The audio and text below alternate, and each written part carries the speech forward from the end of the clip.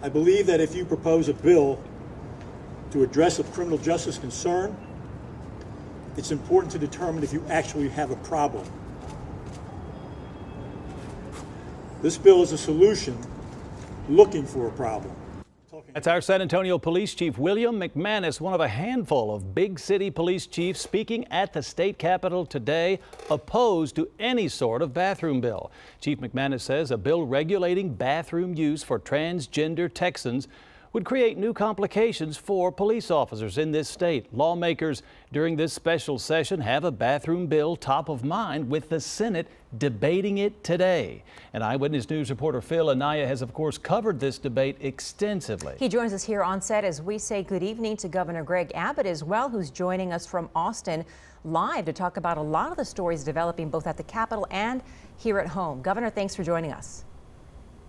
My pleasure. Thank you. Hey, Governor, Phil Anaya here. I want to start off with that bathroom bill, the most controversial bill that we've seen through the regular legislative session. And now, earlier today, you announced growing support for the bathroom bill, which included groups like Texas Values, the Texas Homeschool Coalition, Concerned Women for America of Texas, among a couple of other groups. However, on the other side, you have hundreds of businesses, major city mayors and police chiefs like our own Chief McManus and now superintendents of major school districts all coming out against this bill, and all of them saying this bill is discriminatory and looking to solve a problem that does not exist. Are they wrong, Governor?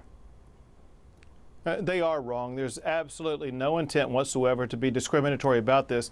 One way to also show that they're wrong, I understand that the police chiefs came out and talked about this, but look, in reality, this has nothing to do with police. If you look at the way the bill is written, this is not a criminal law.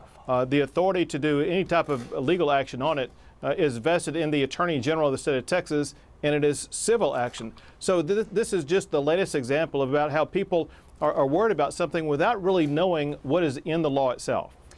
Governor, another complaint a lot of people have said is it's bad for business. We already know here in San Antonio, 3 groups have said that they will remove their convention out of San Antonio, and that could add up to a potential of $3.1 million. 13 groups have committed to San Antonio but said, hey, we're going to pull out as well if this bill passes. That's another potential $41 million. And we know the Perriman Group has done a study saying San Antonio and our area could lose $400 million. What do you say about those numbers?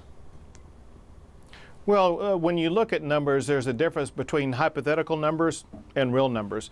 The hypothetical numbers about North Carolina were far different than the real numbers. In reality, North Carolina has continued to perform very solidly economically. Also, the state of Texas, listen, the reason why businesses come here and grow here is because we have the best business infrastructure of any state in the U.S. This was proven just last week when the new numbers came out and showed that over the past month and over the past year, Texas created more jobs than any other state.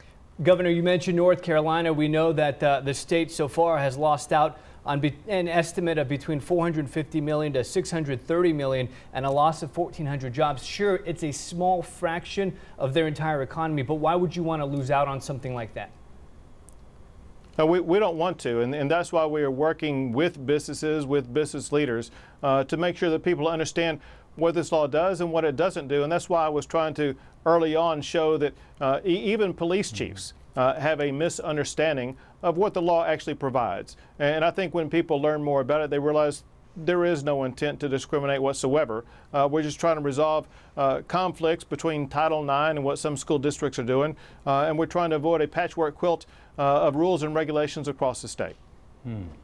All right, Governor, this is Jeff Brady here. Another topic that has attracted so much attention this year. The legislature, as you know, passed the Sanctuary Cities law this year, and it immediately triggered protests and lawsuits. The major Texas cities, including San Antonio, are suing over its constitutionality, and other lawsuits are pending. And supporters, of course, call it a victory for public safety. But is it enforceable, and will it be tied up in courts now for years to come?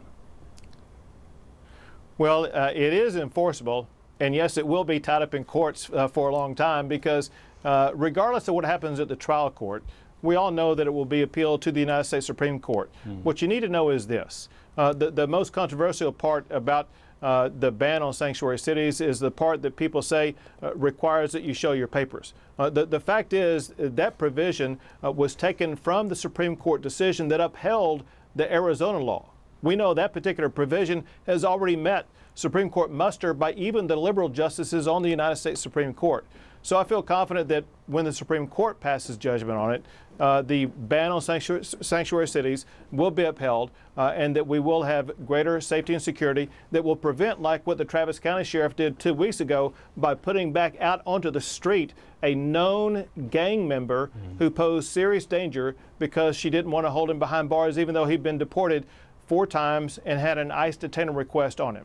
All right, and Governor Sarah Lucero here now. In light of the tragedy with the immigrants in the trailer here in San Antonio, do you feel there is more control over the illegal immigration at the border, or are there just more people taking greater risk to get here? I think it shows that we still have very serious problems. For one, Texas has for years now had a very serious problem with human trafficking and human smuggling. But this shows that people are still coming across the border in ways that are not controlled by the federal immigration system. And we need to do several things. The state of Texas is going to step up and be far more aggressive in prosecuting human trafficking and human smuggling. But also we need the federal government to do a better job in securing our border to make sure that tragedies like this don't happen. All right, Governor Greg Abbott live with us from Austin, Texas. Governor, thank you once again for your time. We appreciate it. Thank you. All right, well, Phil, a lot discussed today, but the big issue, the push against the bathroom bill we saw. Yeah, and keep in mind, it's already been a long day for lawmakers, especially in the Senate. They've been talking about that bathroom bill for more than 6 hours now. It looks like they're about to send that through. It's going to pass easily through the Senate, but keep in mind, it's going to face a different battle in the House. We know House Speaker Joe Straus, who is from San Antonio, is openly against this as well. He's a Republican, so there are some Republicans that are opposed to this as well. So we'll see what happens. Of course, we'll continue to follow every step of the way through this special session, and we'll have much more tonight on the police chiefs coming out against the bathroom bill as well. Fascinating. All right, thanks, Phil.